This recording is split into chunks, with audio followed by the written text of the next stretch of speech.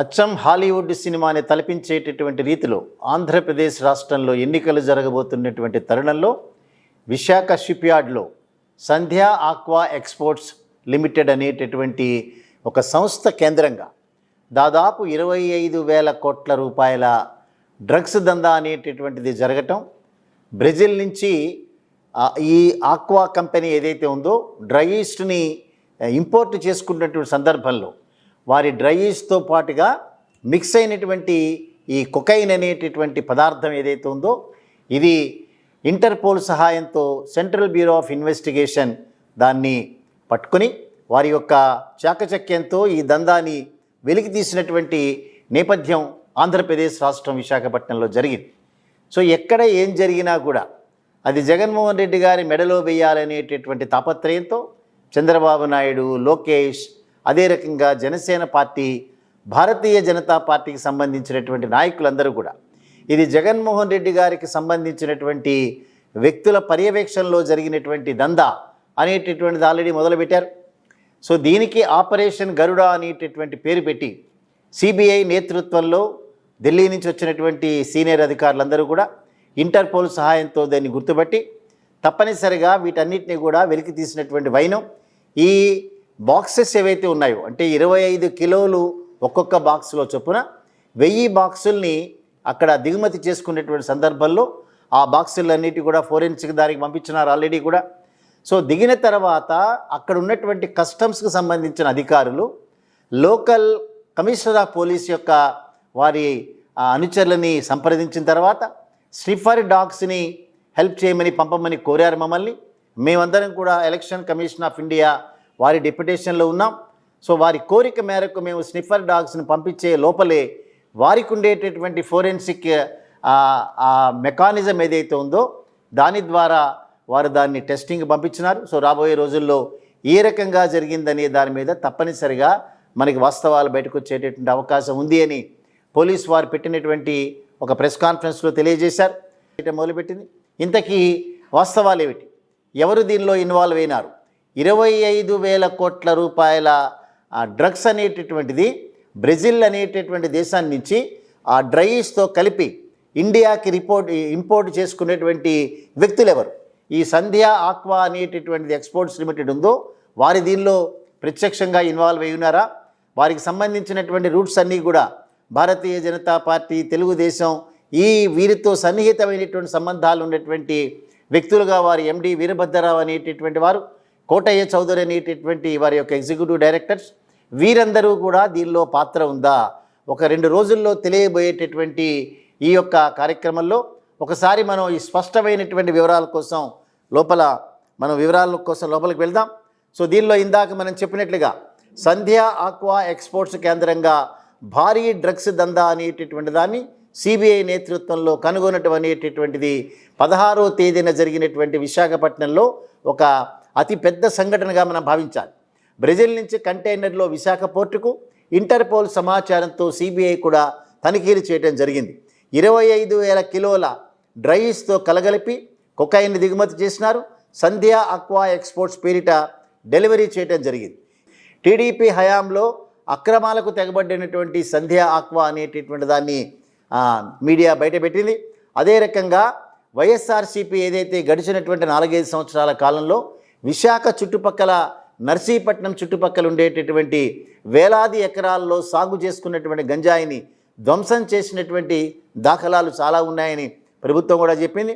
అదే రకంగా దీంతో పాటుగా ఢిల్లీ లిక్కర్ స్కామ్లో కూడా ఇందులో ఇన్వాల్వ్ అయినటువంటి వ్యక్తులకి ప్రమేయం ఉంది అనేటటువంటిది మీడియా కూడా బయటపెట్టింది. సో ఇంతకీ ఎవరిది కంటైనర్ అని విచారణ మొదలుపెట్టగానే ఈ స్మగ్లింగ్ దందా వెనుక టీడీపీ నేతల యొక్క పాత్ర ఉందేమో అనేటటువంటిది మీడియా బయటకు చెప్తున్నటువంటి అంశం.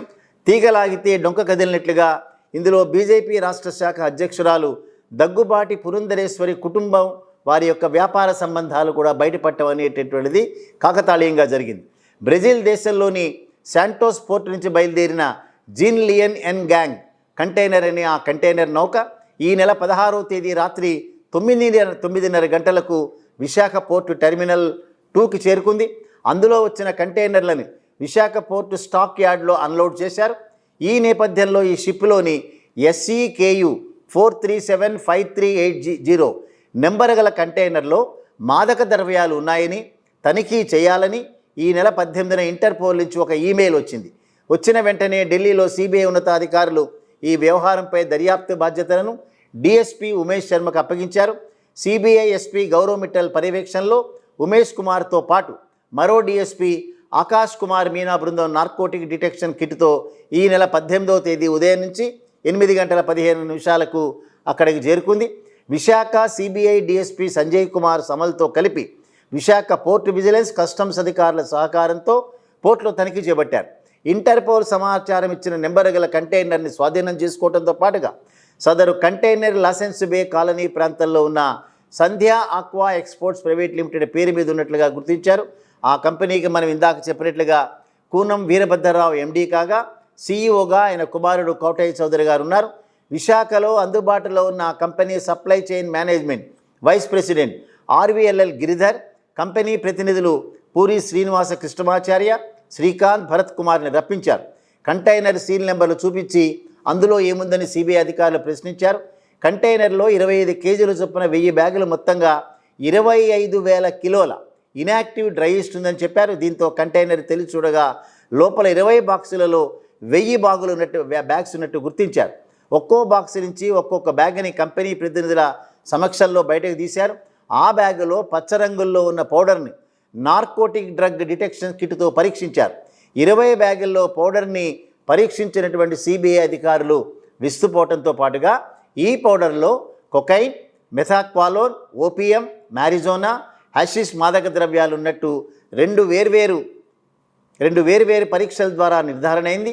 తాము తొలిసారిగా వీటిని దిగుమతి చేసుకున్నామని, అందులో ఉన్న పదార్థాల గురించి తమకు తెలియదని కంపెనీ ప్రతినిధులు చెప్పడంలో వారు దాన్ని తిరస్కరించారు.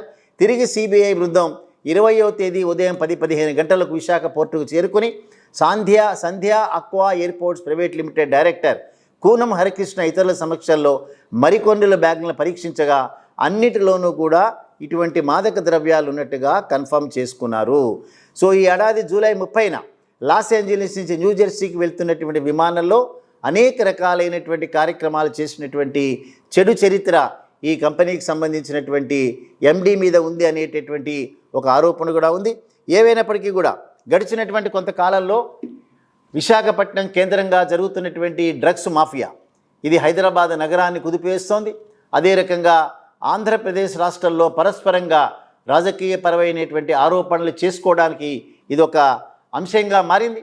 సో అనేక మంది రాజకీయ నాయకులు ఏ రకంగా దీన్ని అరికట్టాలి, యువతని ఏ రకంగా ఈ డ్రగ్స్ నుంచి పరిరక్షించుకోవాలి అనేటటువంటి దాన్ని పక్కన పెట్టి రాజకీయపరమైనటువంటి ఆరోపణలు చేసుకోవటం అనేటటువంటిది పక్కన పెట్టాల్సింది. ఏమైనప్పటికీ కూడా వైసీపీ ప్రభుత్వాన్ని, జగన్మోహన్ రెడ్డి గారిని అభినందించాలి. ఎక్కడ ఇటువంటి చిన్న చిన్న సంఘటనలు జరిగినా వాటిని కోర్టు దృష్టిలోని తీసుకురావటం, నిందితుల్ని ఇమీడియట్గా చట్టం ముందు నిలబెట్టడం అనేటటువంటిది చేసినంతకాలం తప్పనిసరిగా ఈ కార్యక్రమాలన్నింటినీ కూడా మనం ఆహ్వానించాల్సిందే. ఏవైనప్పటికీ కూడా ఇంటర్పోల్ సహాయంతో సంధ్యా ఆక్వా ఎక్స్పోర్ట్స్ లిమిటెడ్ అనేటటువంటి కంపెనీ చేసినటువంటి ఈ దారుణమైనటువంటి చర్యని తప్పనిసరిగా సిబిఐ ఆపరేషన్ గరుడ భాగంలో వెలికి తీయటం అనేటటువంటిది ఆహ్వానించాల్సిన అంశం. 2-3 రోజుల్లో చూద్దాం ఏం జరుగుతుందో. ఎవరు దీనికి బాధ్యులు అనేటటువంటి వారిని చట్టం ముందు నిలబెట్టడమే కాకుండా భవిష్యత్తులో ఇటువంటి పనులు చేయకుండా ఆపటం అనేటటువంటిది అన్ని ప్రభుత్వాల యొక్క బాధ్యతగా మనం భావించాలి.